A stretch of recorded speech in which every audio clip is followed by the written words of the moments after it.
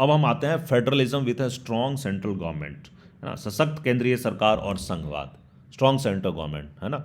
It is generally accepted that Indian constitution has created a strong central government. India is a country of continental dimension with immense diversities and social problem. ये generally मान लिया जाता है, accepted है कि Indian constitution जो भारत का संविधान है उसने एक सशक्त सेंट्रल गवर्नमेंट बनाया है, स्ट्रॉन्ग सेंट्रल गवर्नमेंट। और इंडिया एक ऐसा कंट्री भी है, कॉन्टिनेंटल डायमेंशन, ये एक खुद ही में एक कंट्री नहीं, एक महाद्वीप जैसा इसका डायमेंशन, इतना लंबा चौड़ा कंट्री है। इमेंस डाइवर्सिटीज, और यहाँ पे बहुत ही ज़्यादा विविधताएं हैं, एंड सोशल प्रॉब्लम्स, और अनेक अनेक तरह के यहाँ पे सामाजिक प्रॉब्लम्स भी हैं, समस्याओं से भी भरा हुआ हमारा देश है।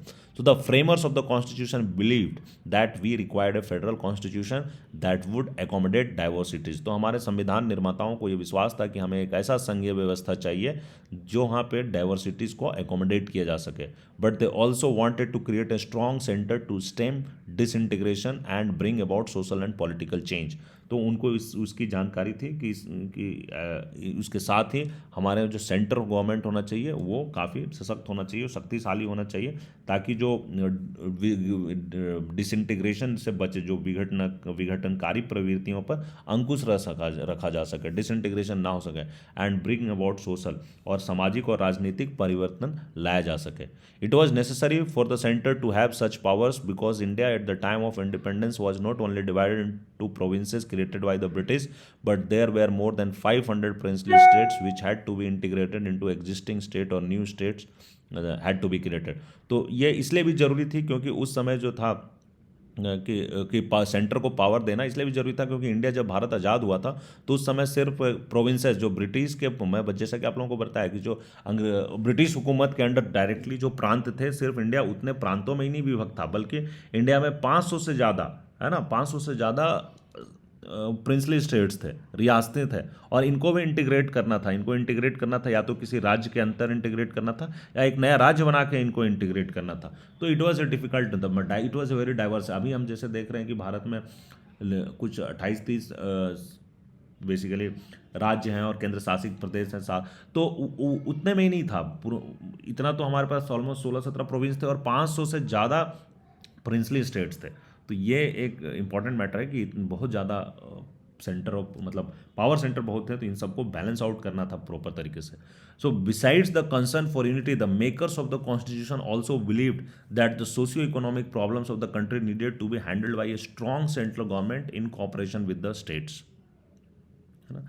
तो in the makers of the constitution believe, जो हमारे संविधान के निर्माता थे, उनका विश्वास था कि that the socio economic problems of the country, जो भारत के जो सामाजिक आर्थिक जो समस्याएं हैं वो नीडेड टू बी हैंडल्ड, वो एक सशक्त केंद्रीय सरकार के द्वारा हैंडल किया जाएगा इन कॉपरेशन विद स्टेट, सहयोग से, राज्यों के सहयोग से, तभी इसका प्रॉब्लम का इन सोल्यूशन होगा। क्योंकि भारत में बहुत ज़्यादा सामाजिक और आर्थिक प्रॉब्लम थे, like poverty, illiteracy, inequalities of wealth, where some of the problems that required planning and coordination. इन सब मुद्दों के लिए एक well plan and coordinated effort लेने की जरूरत थी, इनका नियोजन और समन्वय की जरूरत थी।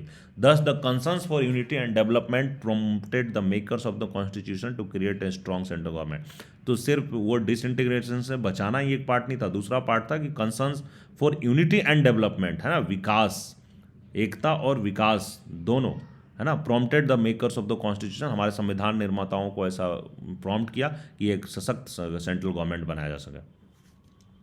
सो हम देखते हैं कि कुछ प्रोविजंस जिससे अभी हम देखेंगे कि भारत में कैसे जो सेंट्रल गवर्नमेंट है ये सशक्त है। ये बहुत ही इंपॉर्टेंट समझने वाली चीज़ है। ये बहुत सारे ये UPSC mains exam, state PCS mains exam में भी इस पर लिखने को आता है, और एनी कॉम्पिटिटिव एग्ज़ाम्स के प्रीलिम्स या मेंस में ये बहुत इंपॉर्टेंट चीज़ है कि राज्य और केंद्र के बीच के जो संबंध है, how our central government are stronger, how the central government is stronger than the state. तो अभी हम उस तरीके से समझेंगे, तो इस चीज़ को आप थोड़ा डेप्थ में समझिएगा, ध्यान से समझिएगा। ये आपके 11th-12th के क्लास के जो एग्ज़ाम्स है उसमें तो इंपॉर्टेंट है ही, बट ये आपके करियर के अन्य एग्जामों में भी बहुत इंपॉर्टेंस रखता है। तो इसका कॉन्सेप्ट क्लियर होना आपको बहुत जरूरी है।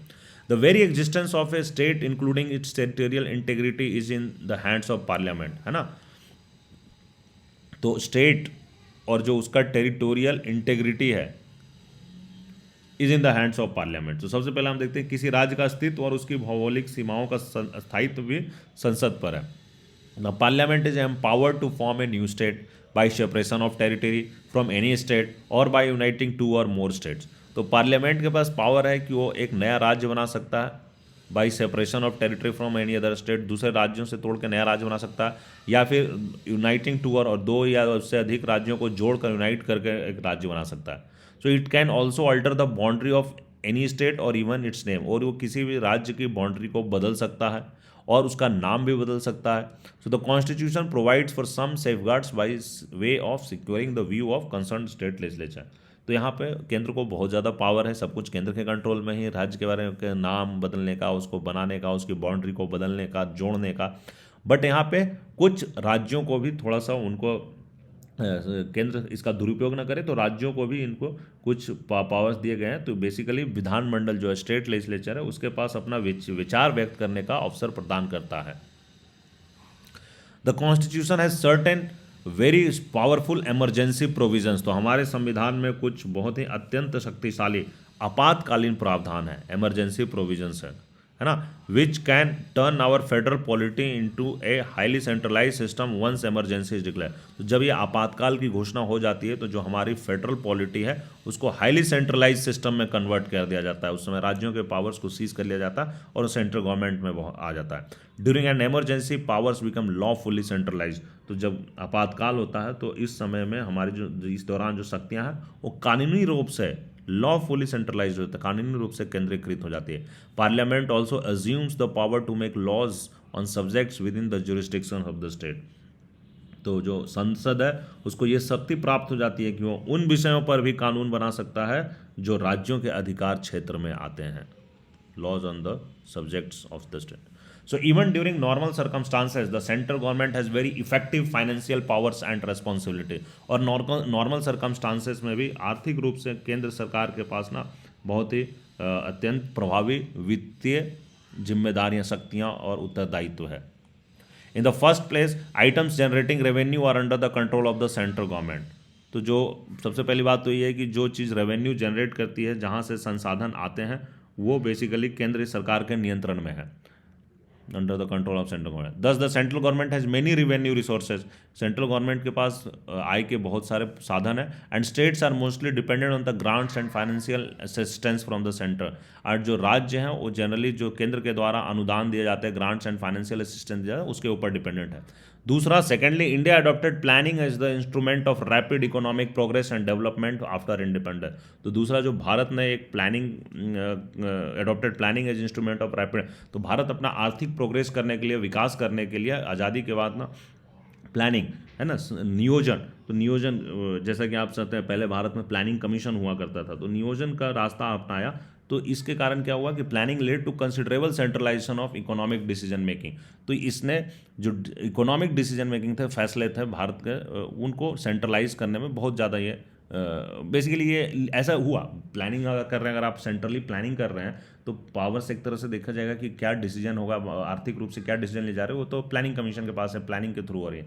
So planning commission appointed by the union government is the coordinating machinery that controls and supervises the resource management of the. तो जो प्लानिंग कमीशन है, जो केंद्र सरकार के द्वारा बनाया जाता था, तो उसका union government is the coordinating machine, वो कोऑर्डिनेटिंग मशीनरी था और वो कंट्रोल करता था और सुपरवाइज करता था कि रिसोर्स कैसे मैनेज किया जाएगा। नाउ 2014 के बाद आप लोगों को मालूम होगा कि मोदी सरकार आने के बाद ये प्लानिंग कमीशन को खत्म कर दिया गया और अब नीति आयोग का गठन किया गया। So besides, the union government uses its discretion to give grants and loans to states। और इस सबको छोड़कर यूनियन गवर्नमेंट के पास जो है वो अपना विशेषाधिकार का प्रयोग करता है कि राज्यों को ग्रांट्स और लोन प्रदान करेगा। This distribution of economic resources is considered lopsided and has led to charges of discrimination against state rules by an opposition party.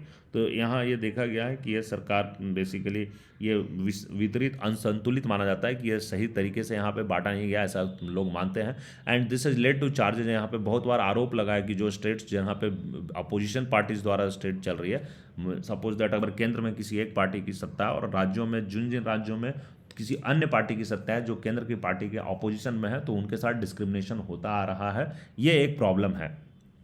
As you will study later, the governor has certain powers to recommend dismissal of the state government and dissolution of the assembly. आगे हम ये भी पढ़ेंगे कि जो हमारे राज्यपाल है उसको ये शक्ति प्राप्त है कि वो राज्य सरकार को हटाने और विधानसभा भंग करने का सिफारिश राष्ट्रपति को भेज सकता है। और गवर्नर किसके द्वारा अपॉइंट होता है? गवर्नर केंद्र सरकार के कंट्रोल में होता है, केंद्र सरकार के द्वारा अपॉइंटेड होता है। So besides, even in normal circumstances, the governor has the powers to reserve a bill passed by the legislature for the assent of the president. और नॉर्मल सर्कमस्टांस में भी वो किसी बिल जो स्टेट लेजिस्लेचर ने जो कोई बिल पास किया है उसको रोक सकता है और प्रेसिडेंट के एसेंट के लिए उसको भेज सकता है। This gives the central government an opportunity to delay the state legislation and also to examine such bills and veto them completely. तो यहाँ पे सेंट्रल गवर्नमेंट के पास पावर आ सकता है कि ऐसे स्टेट लेजिस्लेशन को वो डिले कर सकता है और कभी कभी वो एग्जामिन करके वो अपना उनको वीटो भी कर सकता है completely. So there may be occasions when the situation may demand that the central government needs to legislate on the matters from the state list. तो ऐसे कुछ ओकेजन्स आ सकते हैं, जो अवसर आ सकते हैं जहाँ ऐसा सिचुएशन आ सकता है जहाँ पे कि डिमांड आ जाए कि सेंट्रल गवर्नमेंट को ज़रूरत है राज्यों के किसी कानून के ऊपर, राज्य के लिस्ट में, स्टेट लिस्ट में जो लिखा हुआ मैटर है उसके ऊपर कोई कानून बनाने के लिए केंद्र सरकार को ज़रूरत पड़ जाए। दिस इज़ पॉसिबल, ये तब पॉसिबल है if the move is ratified by the Rajya Sabha. तो ये तभी पॉसिबल है कि जब ये राज्यसभा के द्वारा अनुमति प्राप्त है। तो constitution clearly state that the executive powers of the centre are superior to the executive powers of the state. और हमारे संविधान में यह क्लियरली लिखा हुआ है कि जो एग्जीक्यूटिव पावर जो केंद्रीय कार्यपालिका की शक्ति है वो प्रादेशिक कार्यपालिका की शक्तियों से ऊपर है, सुपीरियर है। और अगर राज्यसभा किसी चीज़ को रेटिफाई कर सकता है कि स्टेट लिस्ट के इस सब्जेक्ट को केंद्र सरकार कानून बनाए तो वो बनाया जा सकता है। So further more the central government may choose to give instructions to state government. और इसके साथ ही हमारे जो केंद्रीय गवर्नमेंट है, कार्यपालिका है, वो राज्य की सरकारों को इंस्ट्रक्शंस भी, आदेश, बेसिकली निर्देश भी दे सकता है। So the following extract from make this clear. तो ये संविधान का एक आर्टिकल 257(1) जो है उसको यहाँ पे लिखा गया, the executive power of every state shall be so exercise as not to impede or prejudice the exercise of the executive power of the union and the executive power of the union shall extend to the giving of such directions to a state as may appear to the government of India to be necessary for that purpose। तो प्रत्येक राज्य की कार्यपालिका शक्ति का इस प्रकार प्रयोग किया जाएगा जिससे संघ की कार्यपालिका शक्ति के प्रयोग में कोई अड़चन ना हो या उस पर कोई प्रतिकूल प्रभाव ना पड़े। संघ की कार्यपालिका शक्ति का विस्तार किसी राज्य को ऐसे निर्देश देने तक होगा जो भारत सरकार को इस प्रयोजन के लिए आवश्यक प्रतीत है। तो यहाँ पे भी काफ़ी टिल्टेड है towards central government powers. You have already studied in the chapter on executive that we have an integrated administrative system. तो हमने पुराने चैप्टर जो कार्यपालिका वाले चैप्टर में हमने पढ़ा है कि हमारी प्रशासकीय व्यवस्था जो है एकहरी है, इंटीग्रेटेड है, एकीकृत है। The all India service are common in the entire territory of India and the officers chosen for this services serve in the administration of the state. तो जो ऑल इंडिया सर्विस से चुने हुए जो आते हैं ऑफिसर वो कॉमन होते हैं और वो स्टेट्स में अपना स्टेट्स एडमिनिस्ट्रेशन में अपना सेवा देते हैं। Thus an IAS officer who becomes the collector on an IPS officer who serves as the commissioner of police under the control of the central government. तो जो IAS ऑफिसर जो कलेक्टर बनते हैं, राज्यों में जिलों में कलेक्टर बनते हैं, IPS ऑफिसर जो पुलिस कमिश्नर्स बनते हैं वो केंद्र सरकार के कंट्रोल में होते हैं। States can neither take disciplinary से, स्टेट उनके खिलाफ ना तो कोई डिसिप्लिनरी एक्शन ले पाता है, nor can they remove these officers from service, और ना ही इनको सेवा से हटा सकता है। So article 33 and 34 authorizes the parliament to protect persons in service of union or a state in respect of any action taken by them during martial law or to maintain and restore order। तो ये भी है कि संविधान में जो हमारे अनुच्छेद 33 और 34 में उसमें संघ ऑथराइज द पार्लियामेंट, पार्लियामेंट को ऑथराइज कर देता है to protect person in the service of union state. तो जो यूनियन केंद्र सरकार या राज्य सरकार की सेवा में जो व्यक्ति है उसको प्रोटेक्ट कर सकता है in respect of any action taken by, उनको जब मार्शियल लॉ लगती है या मार्शियल लॉ लगता है या कोई ऑर्डर को रिस्टोर करने के लिए जब होता है, लॉ एंड ऑर्डर को मेंटेन करने के लिए मार्शल कानून लगती है, तो ऐसे में पार्लियामेंट के पास पावर है इन आर्टिकल्स के तहत कि उनके खिलाफ जो है या ऐसे व्यक्ति के खिलाफ जो एक्शन लेने से रोक लगा सकता है। So these provisions further strengthens the powers of the union government. तो ये यूनियन गवर्नमेंट के पावर्स को ऑफकोर्स और ज़्यादा मजबूती प्रदान कर देता है। The arm force special powers act, है ना, बहुत सारे राज्यों में arm force special power act, AFSPA के नाम से हम इसको जानते हैं, वो भी लगे रहते हैं। And has been made on the basis of these provisions, और वो लगाए गए हमारे देश में बहुत सारे राज्यों में है, खास करके नॉर्थ ईस्ट, JNK वगैरह में। These act has created tensions between the people and arm forces on some occasions. तो इसके कारण बहुत बार जनता और जो हमारी सशस्त्र बल हैं उसके बीच में टेंशन हुआ है कभी कभी ऐसे ओकेजन्स में।